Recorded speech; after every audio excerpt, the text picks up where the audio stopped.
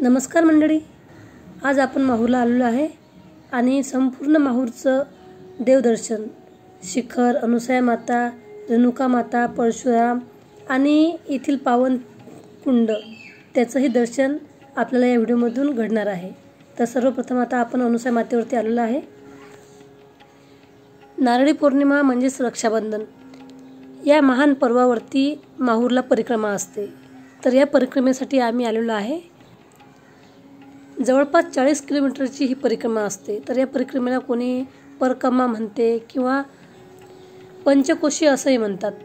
तर आज नारळी पौर्णिमेचा आदला दिवस आहे आणि आम्ही ठरवलेलं आहे का उद्या खूप गर्दी राहणार आहे, कारण लाखो संख्येने भाविक भक्तजन येथे येतात, परिक्रमा करतात। तर आम्ही आदल्या दिवशी सर्व ठिकाणचं दर्शन आज घेणार आहोत। तर सर्वप्रथम आम्ही आलेलो आहे अनुसया माता गडावरती। तर सर्वप्रथम आपण अत्री ऋषी आणि अनुसया मातेचे दर्शन घेणार आहोत। तर येथे अत्री, अनुसया तसेच दत्तात्रय यांचं दर्शन आपण घेतलेलं आहे। त्यानंतर आता आपला पुढचा प्रवास दत्त शिखर। तर दत्त शिखरावरती आपण आलेलो आहे, दत्तात्रयाचंही दर्शन घेणार आहोत।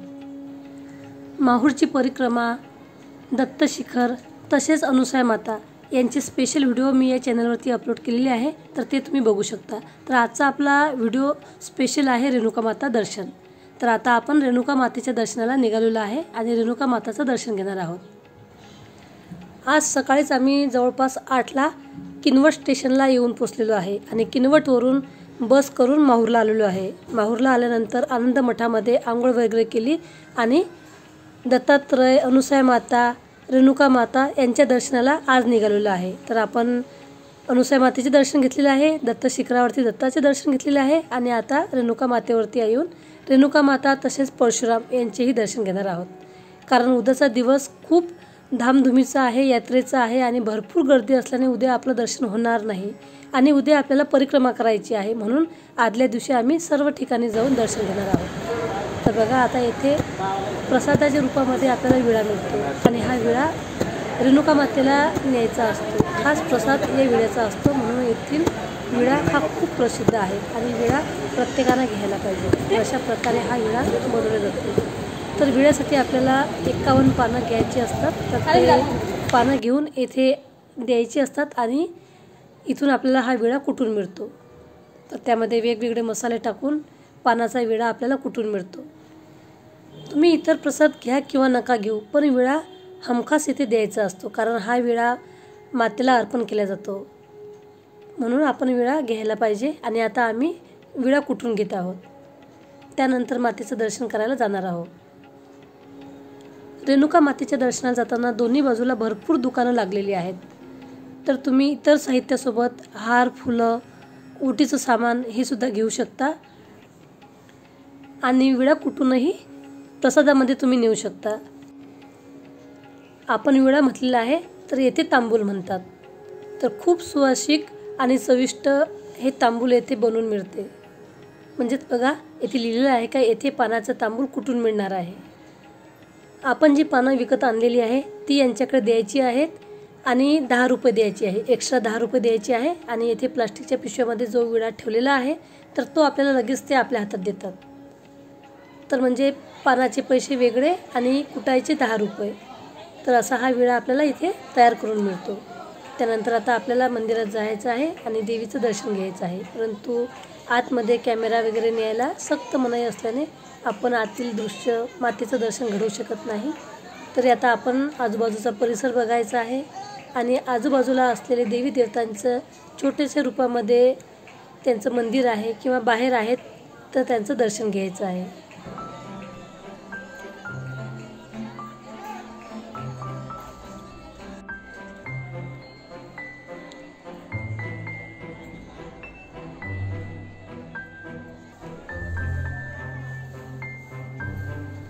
जमदग्नी ऋषींचं हे मंदिर आहे, येथेही आता आपण दर्शन घेणार आहोत।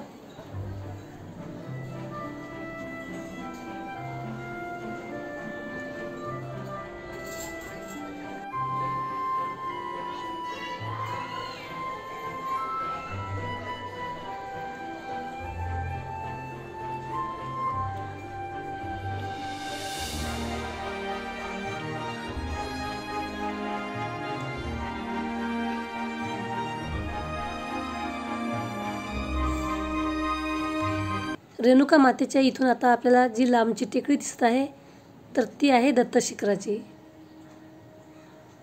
पावसाळा ऋतू असल्याने खूप सुंदर वातावरण आहे, सर्वत्र हिरवळ आहे आणि आल्हाददायी असं शांत निसर्गरम्य हा परिसर. त्यामुळे आपलं देवदर्शनही होते आणि निसर्गाचाही आनंद घेतला जाते. तर आता आपण परशुरामाच्या दर्शनाला खाली जात आहोत.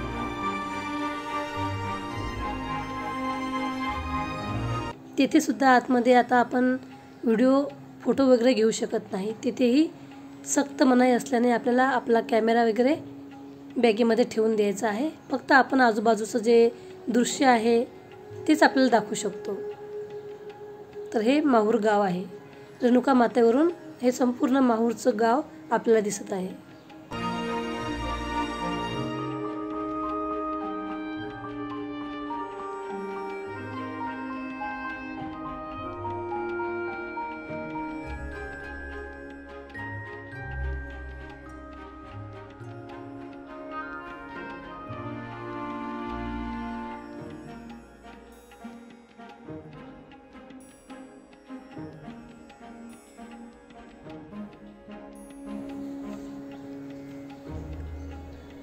परशुराम मंदिराजवळ छोटंसं तळं होतं, तेथेही आता आपल्याला जाण्यास मनाई आहे.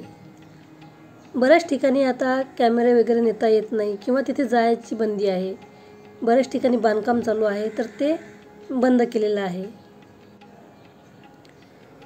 परशुरामाचंही दर्शन झालेलं आहे. तर आता आपण परत येत आहोत. 3.5 शक्तिपीठापैकी एक रेणुका माता. तर येथे नवरात्रामध्ये 9 दिवस खूप मोठी यात्रा असते, नवरात्रोत्सव असतो आणि फक्त आपल्या महाराष्ट्रातूनच नव्हे तर इतर राज्यातूनही भक्तजन येथे दर्शनाला येतात. कारण रेणुका माता हे बऱ्याच लोकांचं शक्तिपीठ आहे, कुळदैवत आहे. म्हणून येथे खूप मोठ्या प्रमाणामध्ये नवरात्रामध्ये यात्रा भरते. तर आपल्याला कुंकू, प्रसाद, जेही काही पूजेचं साहित्य घ्यायचं आहे किंवा पितळीचे वेगवेगळे भांडे, वस्तू, कारण आपण कुठे तीर्थाला गेलो तर तिथून काही ना काही देवासाठी विकत आणत असतो की त्याची आठवण म्हणून की आपण या तीर्थक्षेत्रावरून हे वस्तू आणलेली आहे. किंवा लहान मुलांना काही वस्तू येथे भरपूर प्रमाणामध्ये विकायला असतात. दोन्ही बाजूला रोडच्या भरपूर दुकाने लागलेली आहेत. तर आपल्याला जे पाहिजे ते आपण इथून घेऊ शकता. रेणुका मातांचे फोटो पण इथे खूप सुंदर विकायला आहेत. तसं बघितलं तर येथे जे विकायला आहे ते सर्वत्र मिळते, परंतु या तीर्थक्षेत्रावरून काही आपण नेलं तर त्याची आठवण म्हणून इथून आपण काहीतरी नेत असतो की चला आपण या तीर्थावरून हे वस्तू विकत आणलेली आहे.